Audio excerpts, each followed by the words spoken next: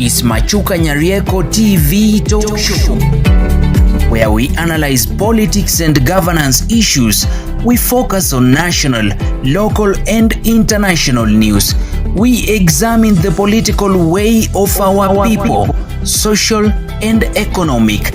Nyarieko TV talk show, the house of ideas. Ladies and gentlemen, good evening.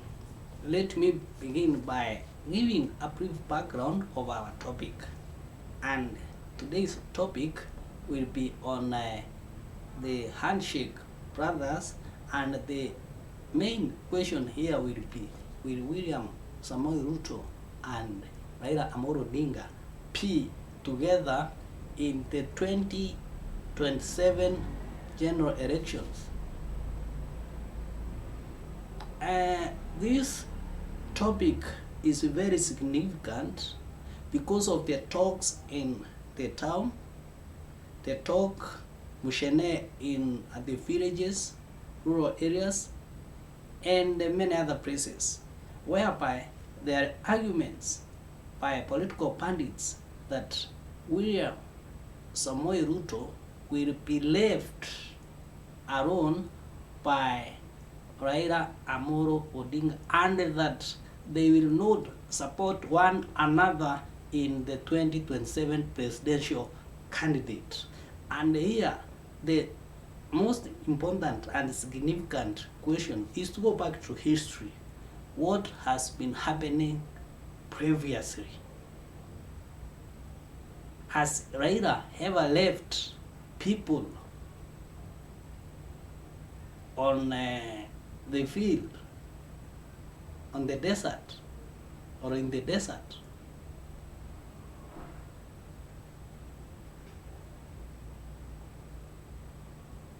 In this video, I will explain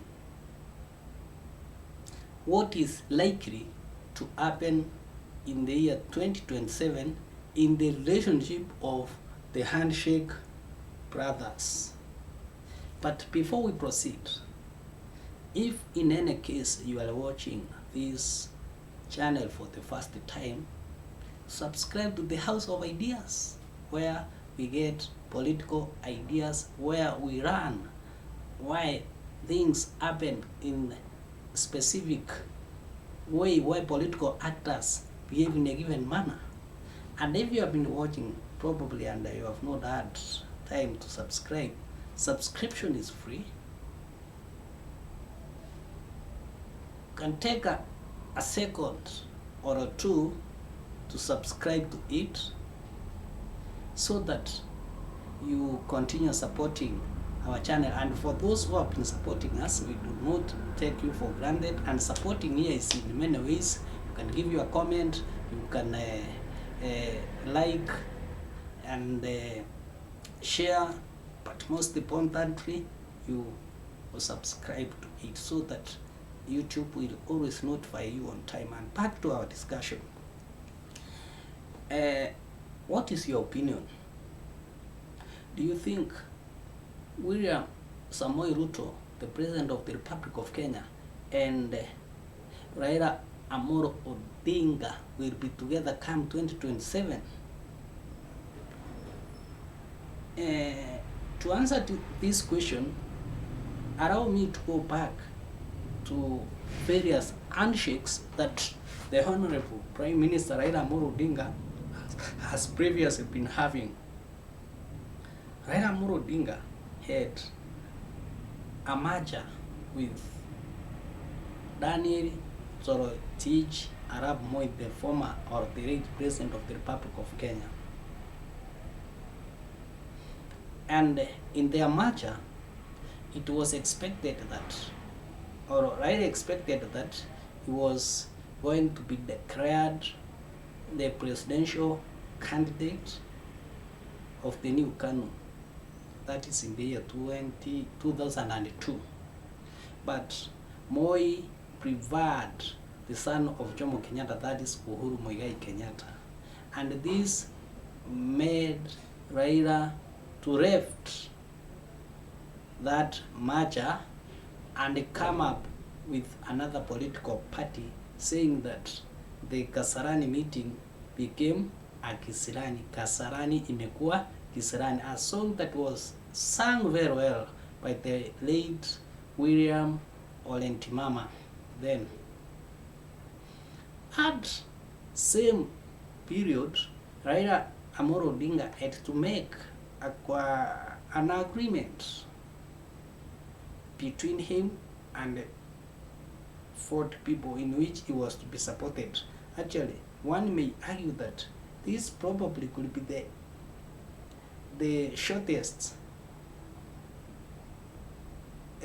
coalition in the history of Kenya, if not in the world, because it was between the Serena, if not Norfolk Hotel, because I was there but I was so young, and the Kasarani. Now, not Kasarani, and the Uhuru Park, just a walking distance. We were waiting for the agreement to be signed, and then later on the endorsement of Simeon Nyachae as the sole opposition presidential candidate. But when we went to Uhuru Park, from a distance we could hear young people, or I could hear because I was there, that Nyachae ametusariti, sing that song.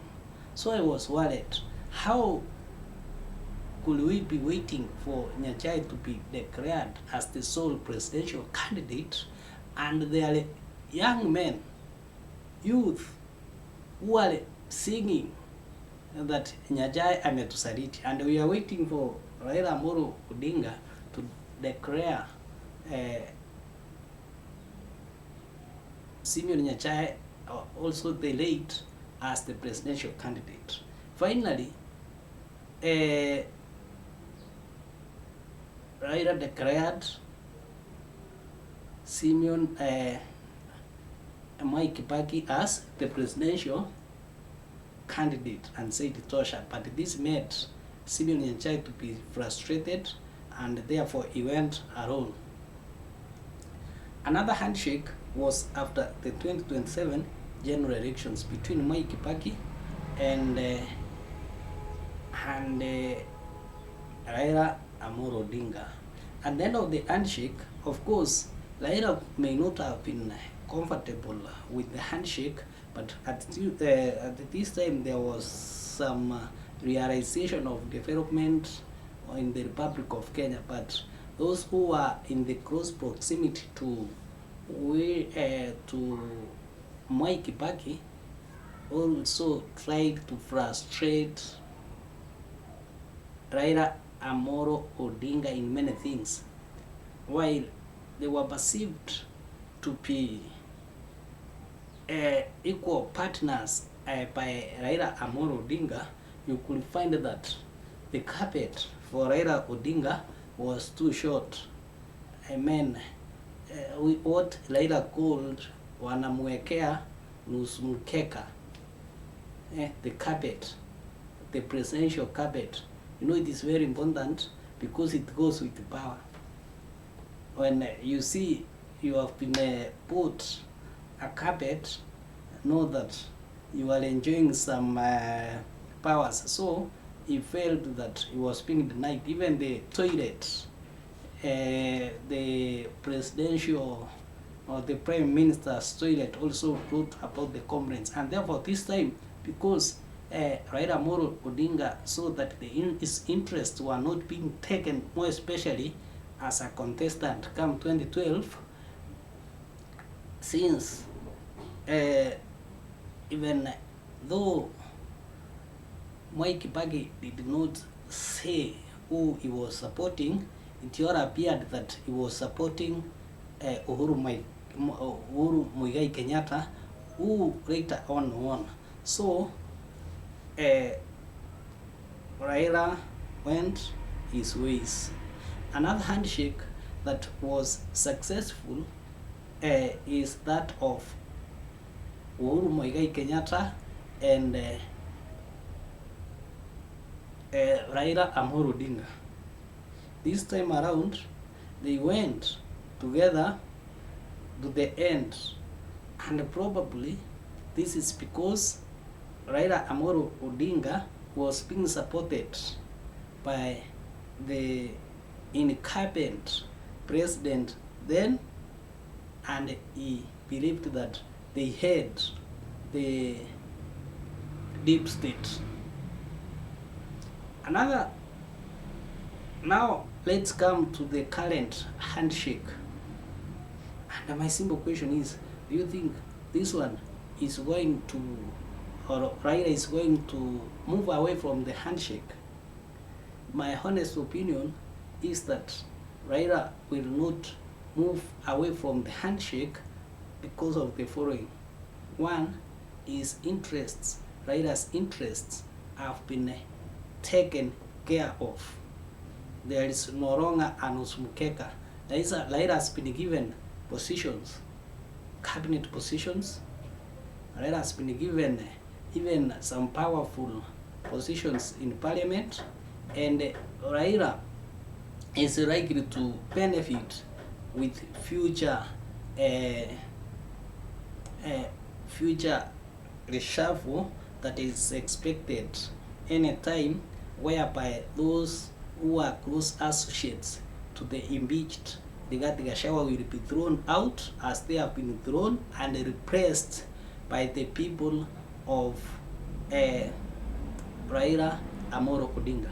And in these positions, Raila is being carefree because he is totally distributing them to his home, and if he gives those positions to outside his community, he gives them to literal known people. Like now in Kisii, he has given to people, nominated ones whom you don't understand, whom you don't know, or whom people the electorates do not know, and whom they feel that they have been appointed to serve his interests. In a nutshell, the 2027 general elections will find Raila Amolo Odinga, if nothing changes, together, strongly together with William Samoei Ruto, because of the goodies that is still getting. Of course, these goodies, if it does not distribute them properly, equitably, they will affect him even if he tries to run away. The other day, Raila Amolo Odinga was shouted at Wusi Stadium by the Shapana fans because they feel that he has betrayed them. Therefore, it will become so difficult for Raila Amolo Odinga to leave the William Ruto brigade, because they have been given everything. Whether if there will be any mistake, they control much of the most powerful ministerial portfolios in the Kenya Kwanza government. So they will carry the blame just as they did carry in the previous government. But that is not it's not a wedding that has been sealed in the church.